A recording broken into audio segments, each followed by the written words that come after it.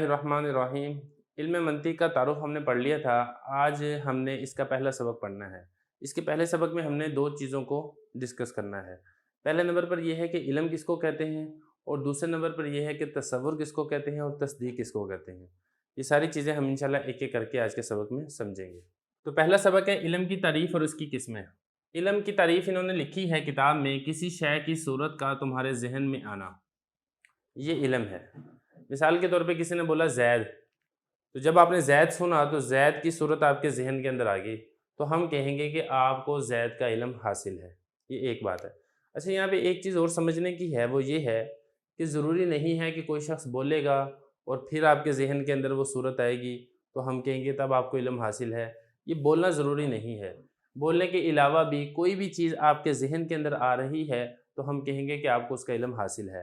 मिसाल के तौर पे आपको किसी ने कोई चीज़ टेस्ट करवाई, जब आपने कोई चीज़ चखी है तो फ़ौरन वो वाली चीज़ आपके ज़हन के अंदर आ गई।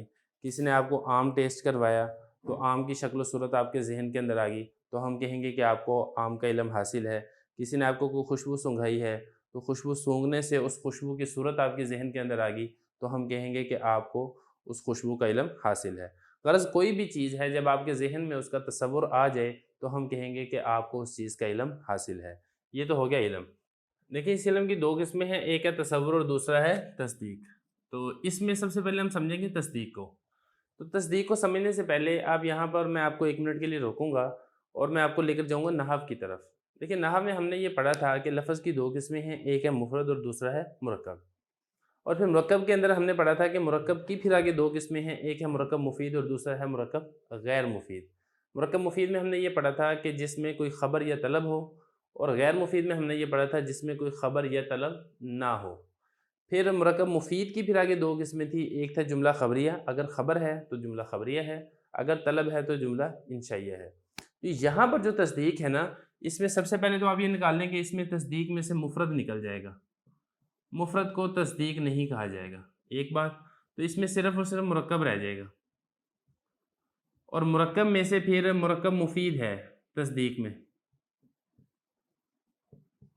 मुरक्कब गैर मुफ़ीद वो निकल जाएगा। मुरक्कब गैर मुफ़ीद को मंतिक की इस्तिलाह के अंदर तस्दीक नहीं कहा जाएगा। मतलब जिसमें कोई ख़बर या तलब नहीं है, कोई बाकायदा कोई हुक्म नहीं लग रहा है, या बाकायदा किसी चीज़ की तलब नहीं पाई जा रही है, जिसको मुरक्कब गैर मुफ़ीद कहते हैं, मंतिक के अंदर उसको तस्दीक नहीं कहा जाता। फिर मुरक्कब मुफ़ीद के अंदर जो दो चीज़ें थी ना, एक था ख़बरिया जिसमें कोई ख़बर पाई जाए, और दूसरा था इंशाइया जिसमें किसी चीज़ की तलब पाई जाए। इसमें जो तस्दीक है सिर्फ़ और सिर्फ़ ख़बरिया में होगी तस्दीक, इंशाइया में नहीं होगी।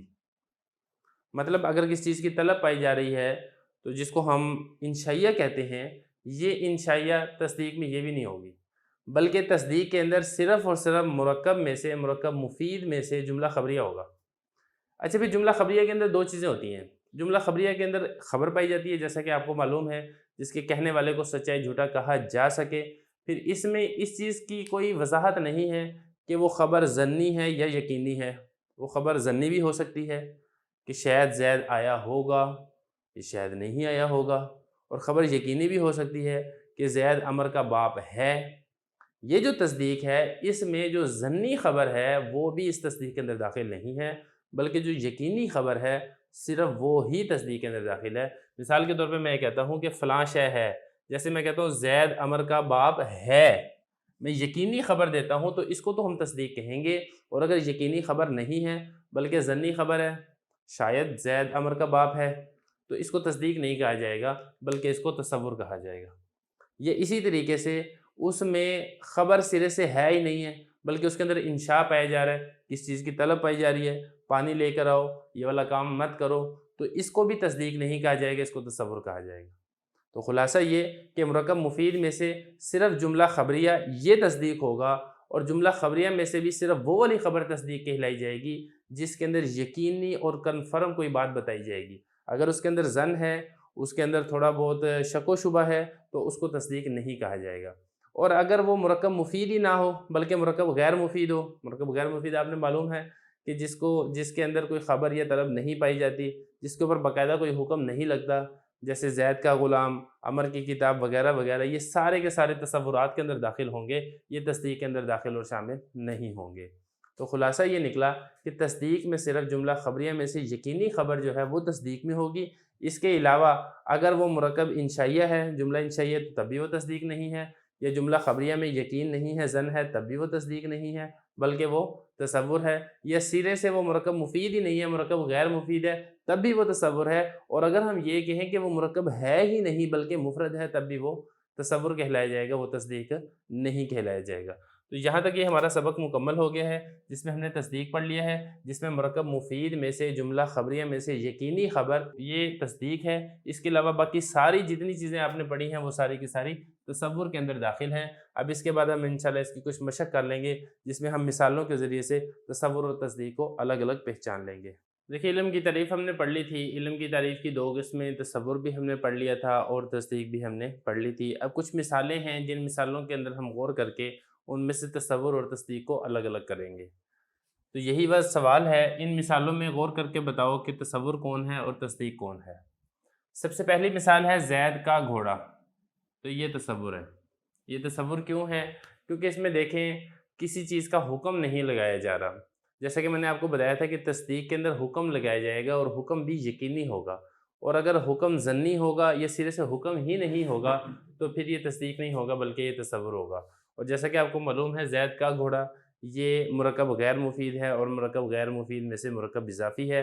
مرکب غیر مفید کے متعلق میں آپ کو بتا چکا ہوں، یہ تصور ہوتا ہے، یہ تصدیق نہیں ہوتا، لہذا زید کا گھوڑا یہ تصور ہے۔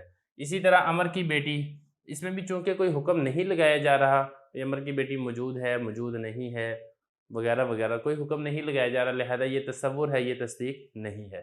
تیسری مثال ہے عمر کا غلام یا عمر کا غلام، اس کے اندر بھی کوئی حکم نہیں لگایا جا رہا بلکہ یہ مرکب غیر مفید کی قسم مرکب اضافی ہے، اور یہ ساری کی ساری تصور ہوتی ہے، تصدیق نہیں ہوتی۔ تین مثالیں ہوگی۔ چوتھے نمبر پر ہے بکر خالد کا بیٹا ہوگا، یہ بھی تصور ہے، تصدیق نہیں ہے، کیونکہ اس میں دیکھیں حکم تو لگایا جا رہا ہے لیکن یہ حکم ظنی ہے، ایک گمان اور ایک خیال کا اظہار کیا جا رہا ہے، یقینی اور پکی بات نہیں بتائی جا رہی، اور تصدیق کے اندر یہ ضروری ہے کہ یقینی اور پکی بات بتائی جائے۔ اگر ظنی اور گمانی بات بتائی جائے گی تو پھر وہ تصدیق نہیں بلکہ تصور ہوگا، تو لہذا بکر خالد کا بیٹا ہوگا، یہ بھی تصور ہے۔ پانچویں نمبر پر ہے سرد پانی، سرد کہتے ہیں ٹھنڈے کو، ٹھنڈا پانی، یہ بھی تصور ہے، تصدیق نہیں ہے، کیونکہ اس کے اوپر بھی کوئی حکم نہیں لگایا جا رہا کہ ٹھنڈا پانی میں نے پیا ہے یا ٹھنڈا پانی موجود ہے، تو لہذا یہ بھی تصور ہے۔ آگے دیکھیں، محمد صلی اللہ علیہ وسلم اللہ کے سچے رسول ہیں، یہ تصدیق ہے، کیونکہ اس میں دیکھیں ایک پکا اور یقینی حکم لگایا جا رہا ہے، اور جو پکا اور یقینی حکم لگایا جاتا ہو وہ تصدیق ہوتا ہے، وہ تصور نہیں ہوتا۔ لہذا صرف ایک مثال، اب تک کی 5 مثالوں کے بعد چھٹی مثال، یہ صرف اور صرف تصدیق ہے۔ اس کے بعد آگے دیکھیں، جنت حق ہے، یہ بھی ایک پکا اور یقینی حکم لگایا جا رہا ہے، لہذا یہ بھی تصدیق ہے، یہ تصور نہیں ہے، اور یہ بھی ہو گیا تصدیق۔ اس کے بعد آگے ہے دوزخ کا عذاب، دوزخ کا عذاب حق ہے یا باطل ہے، اس طریقے سے کوئی بات یہاں پر نہیں کی گئی، صرف اتنا کہا گیا دوزخ کا عذاب، بات ادھوری ہے، نامکمل ہے، نامکمل اور ادھوری بات یہ تصدیق نہیں ہوتی بلکہ یہ تصور ہوتا ہے، لہذا یہ تصور ہے۔ آخری مثال ہے قبر کا عذاب حق ہے، بلکہ ایک مثال اور بھی ہے اس کے بعد مکہ معظمہ، قبر کا عذاب حق ہے، یہ تصدیق ہے، کیونکہ ایک یہ پکا اور یقینی حکم لگایا جا رہا ہے، اور جو پکا اور یقینی حکم ہوتا ہے وہ تصدیق ہوتا ہے، وہ تصور نہیں ہوتا، لہذا یہ بھی تصدیق ہے۔ اور آخری مثال ہے مکہ معظمہ، یہ مفرد لفظ ہے، اور مفرد لفظ ہو تو پھر یہ بھی تصور ہوتا ہے، یہ تصدیق نہیں ہوتا، لہذا ان ساری مثالوں کے اندر صرف ایک یہ محمد صلی اللہ علیہ وسلم یہ تصدیق ہے، اور جنت حق ہے، یہ 2 تصدیق، اور قبر کا عذاب حق ہے، یہ 3 جملے جو ہیں یہ تصدیق ہیں، باقی سارے کے سارے جملے تصور ہیں۔ اس طرح ہمارا پہلا باب اپنی مشق سمیت حل ہو گیا ہے۔ اب اس کے بعد ہم انشاءاللہ اگلا باب شروع کریں گے۔